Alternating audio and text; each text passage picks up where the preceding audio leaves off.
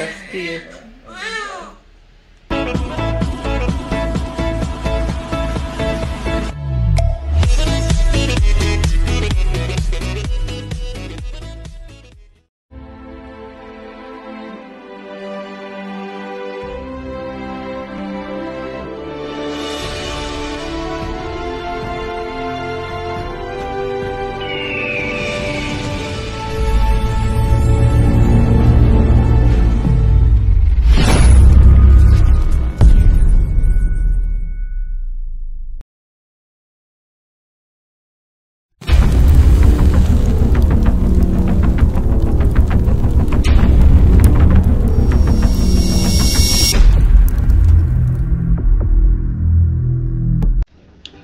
Good morning po sa inyo lahat. Welcome po sa aking YouTube channel. Po sa Peralta. Itong araw na to, yes, another check-up po naman tayo kay Mrs. Peralta. Update po tayo.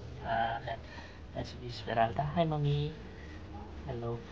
Yan. Ultrasound na lang to, di ba? Ultrasound. Last ultrasound po ni Killian Boy.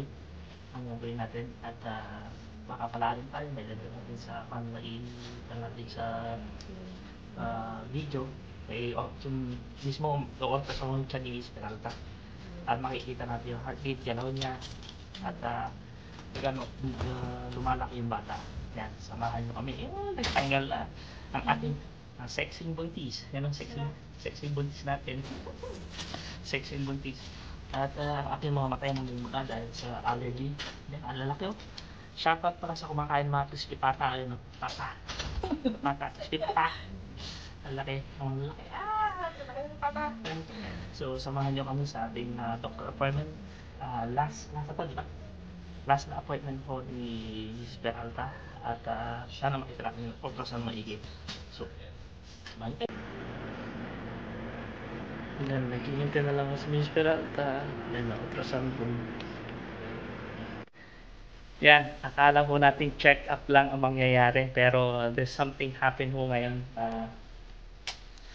Against the light. Hindi naman natin inaasahan. Yan o si Miss Peralta na. Hi Miss Peralta. Hello. Yan. Dapat check up lang po tama tayo. Pero ang sabi ko ng doktor, there's something complicated. Something complicated muna sa anak natin. So, andyan o, ibig sabihin, i-induce ho si Mrs. Peralta. Ilalabas na po ang aking anak. Hindi na po nila hihintayin yung araw ng kanyang panganganakan yung sa 29, pero ilalabas na po siya kapilitan. Check up lang to, pero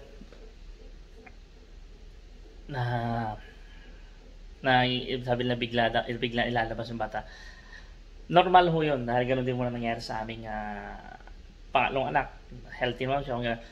Hindi lang ho namin na-expect, hindi ho kami prepared. Alam ho ng mga kaibigan natin na nag-video call na po rin po ako sa Mami's Fan Clubs. Thank you ho kay Nana Shirley, kay Tita, lahat ho ng Mami's, especially kay Tatay Boy, nandun sila kanina. Nag-video call na kami. Ayos naman si Mrs. Peralta, wala namang problema. Ilalabas na lang ho yung, hindi ako magpagsalita eh. Panganganakin ko siya sa pilitan. Kaya wala akong problema yun na andyan ang aking misis. Pero it's a good thing, we're happy. Kasi yung sabi na ng doktor, hindi ko siya nakakakuha ng dugo yung bata. Hindi dumadaloy ang dugo na maayos. Kaya kailangan nilang ilabas para yung safety ng aking asawa at safety ng aking anak. Kaya yun po mangyayari. So update ko na lang po kayo. Sana pag-pray ko na lang natin. Yan. Okay, don't cry. Kumiyak, naiyak din ako eh. Alam mo na, naiyak ako dahil mag-aalaga na ako ng 10 months. Hindi totoo yan. Naiyak ako dahil bola lang yan. Wala nang labas, wala nang fishing. Tigasin na ako, certified tigasin na. At naglalaban na ako. Shoutout sa mga nanay dyan. Yan, certified na tigasin na naman ako. Tagalaba, tagaluto. Yan, at taga-alaga. 10 buwan tayo makukulong, tayo mag-aalaga sa new baby natin. Hindi totoo yan. Bola lang yan. Taas natin ang bandera. Yan. At Ganda naman ako, mag-aalaga ng baby. Masaya ako. Pero lalabas ang aking baby. May karga-karga, amoy baby. Kahit anong kanyan.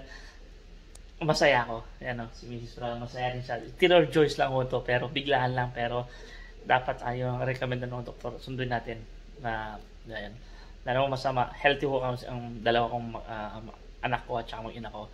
So update ko na lang po kayo pag lumabas siya. Update ko kayo.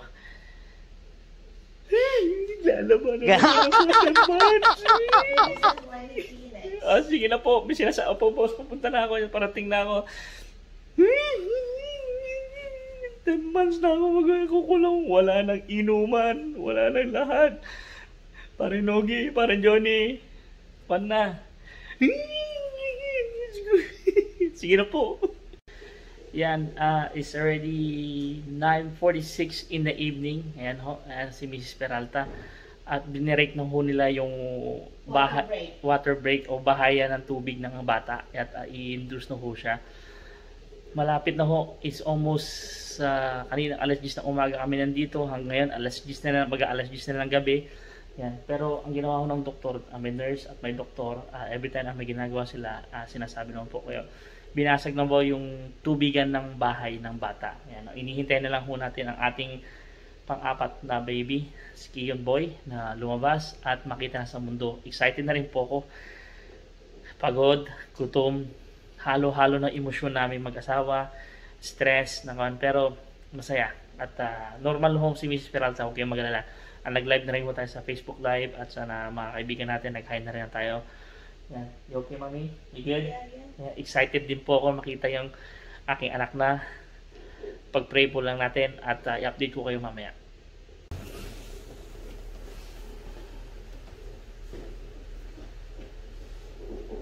Daddy, what's that? Stop. Kaya hihintay na lang po natin lahat-lahat. Ako yung ninervyos. Oo na, bata pa ba? Oo na yata pa ako imatay.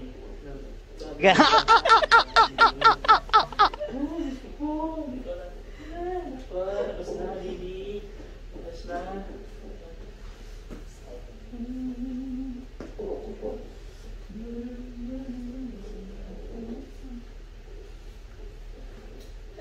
What are you doing? Ako hindi ninervyos eh.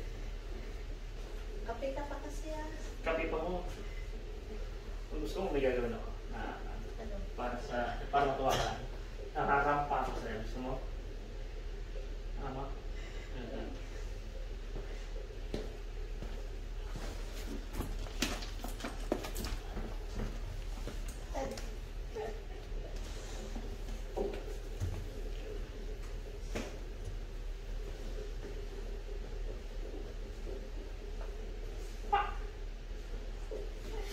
Wala.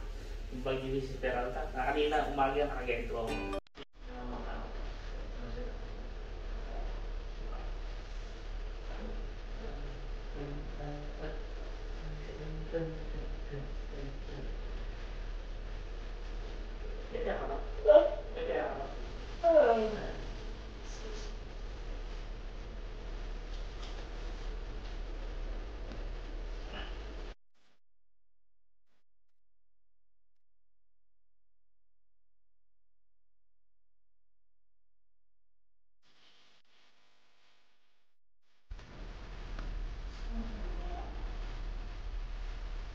Need help?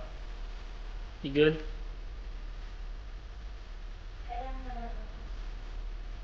Okay, something.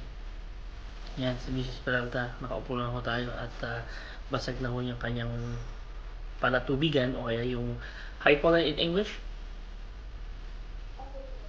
Water broke na ho. Yan.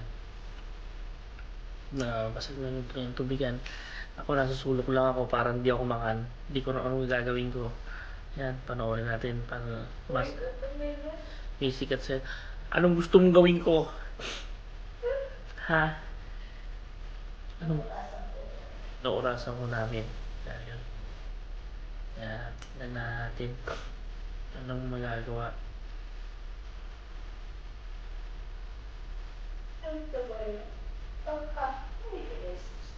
Yan, antok na rin po is almost 10:30 in the evening na ho. Ayan, samahan niyo po kami. Ayan. Wow!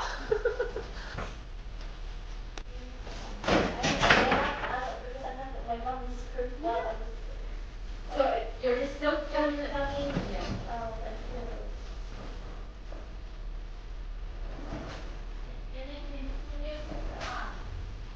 Yeah. Yeah. Until baby is out. Oh, okay. Yeah. Because my mom has one line down so long.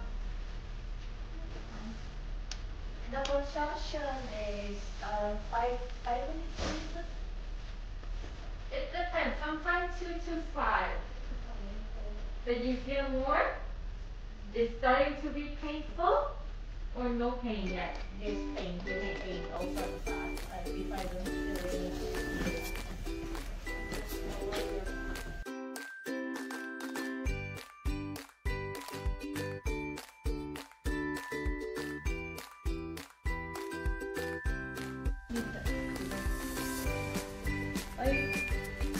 Yan o si Miss. Yan, tagabigay lang ho tayo. Tayo mahiwagang alalay ni Miss Peralta. Yan.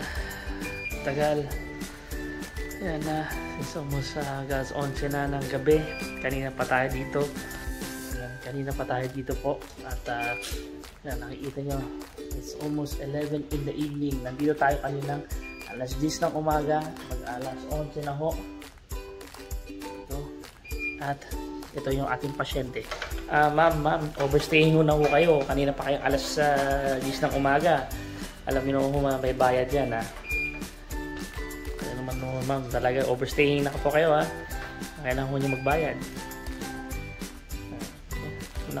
Nakalagay. Fully charged naman yan eh.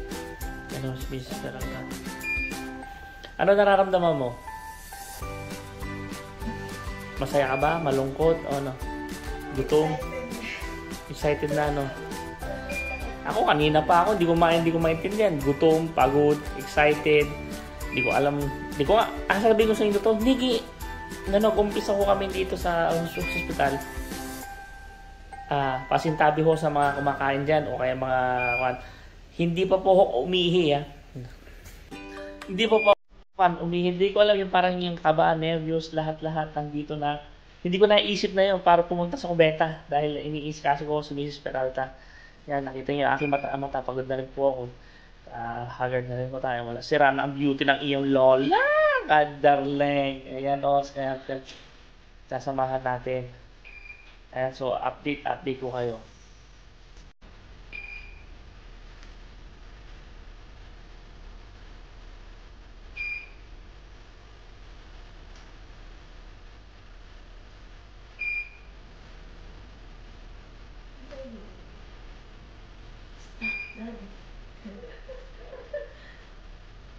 Click pa yung blanket. Okay.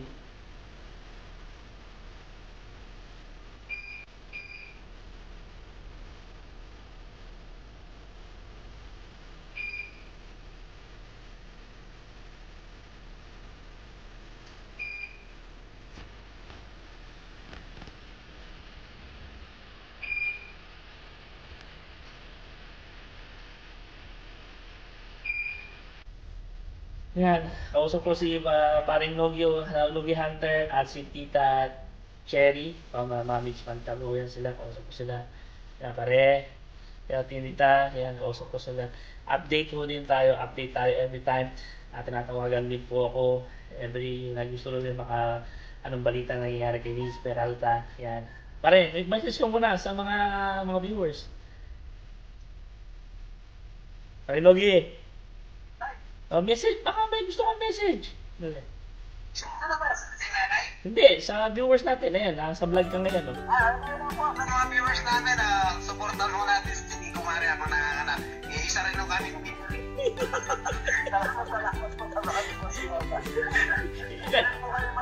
Talagang hinahatabayan namin si Parin po. Excited din kami sa lalabas na baby ni Parin po. Ayan. Yeah. Pag-pray po natin, sana normal lang po. Pag-pray po natin. Ang una yung ipag-pray nyo ako dahil sabihin ko sa iyo pare, At kanina nag-usap-usap tayo kanina. Hindi ko pa alam, hindi pa ako pumunta ng Cubeta. Parang wala akong sensation pumunta sa Cubeta. Dito lang ako sa tabi ng misis ko, lakad-lakad. Kaya nag-vlog na rin ako kanina yung katarantaduhan ko sa bag ni misis na narumampa na rin. Easy ka lang. Dito naman kami, nakaalala. Ayan. Pinapapos ko pa ito mga kurento para dito lang kami. Ayan si Mrs. Peralta. Ayan, naglalakad lang, nakatayo.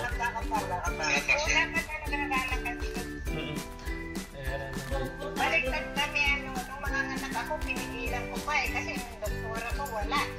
Uwi. Ay malabas na, pinigil ko talaga. Ayan, alas 12 na ho ng umaga dito. I-ready na ho si Miss Peralta. Ipupush na ho si Kiyon. Ready na ho at sa kanina pa tayong alas 10 ng umaga dito. At hindi na ho natin ipapakita muna yung vlog. At least is 12 lang ho. Excited. Di po ako mapagsisa. Yan, pasensya na. Di muna ako tignan ko muna po yung misis ko. Sige po, mamaya lang po. Yan, lumabas na po yung aking anak. Yun, narinig nyo si Kiyong Boy Peralta. Lumabas na po. Nung tumabas po siya ng 12:28 AM in the morning. March 3, 2022. May 3. Yan, lumabas na yung aking anak. Yan. Salamat sa Panginoon Diyos. Tigtas na mga ating mga naging po. Ayun, salamat po. At that's it. Papakita ko sa inyo yung anak-anak.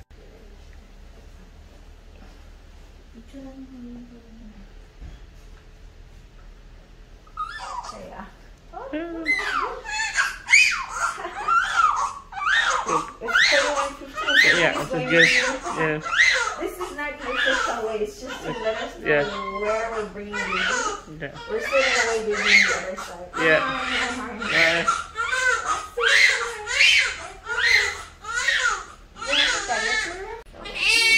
There you go. That's cute. No. Okay.